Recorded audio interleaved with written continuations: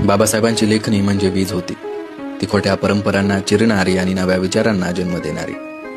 तिच्या प्रत्येक ओळीत क्रांतीचा ठसा होता आणि प्रत्येक शब्दामागे शतकांचं दुःख दडलेलं होतं. ती लेखणी बोलत नव्हती, ती गरजत होती. वर्णभेद, अज्ञान आणि अन्यायावर थेट प्रहार करत होती.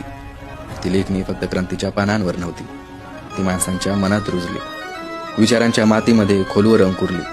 तिच्या प्रत्येक ओळीत अन्यायाला आव्हान होतं आणि प्रत्येक शब्दात माणुसकीचा शपथविधी. तिने आवाज दिला त्या लोकांना ज्यांना जगाने ऐकणं नाकारलं होतं, आणि स्वप्न दाखवलं त्या डोळ्यांना ज्यांनी कधी स्वातंत्र्याचं स्वप्न पाहिलं नव्हतं. ती लेखणी प्रत्येक अक्षरात माणसाचं माणूस पण शोधत राहिली आणि गुलामगिरीच्या साखळ्या तोडून स्वाभिमानाचं राज्य उभं केलं. बाबासाहेबांची लेखणी म्हणजे शब्दांचं शस्त्र, ज्याने समाजाला गुलामीतून विचारांच्या स्वातंत्र्याकडे नेलं. आजही ती लेखणी जिवंत आहे. प्रत्येक विद्यार्थ्याच्या लिखाणात, प्रत्येक जागत्या मनात आणि प्रत्येक त्या हृदयात जिथे समतेचा जयघोष घुमतो. विचारांची मशाल पेटते आणि प्रत्येक ठोक्यात उमलतं एकच नाव: जय भीम, जय संविधान.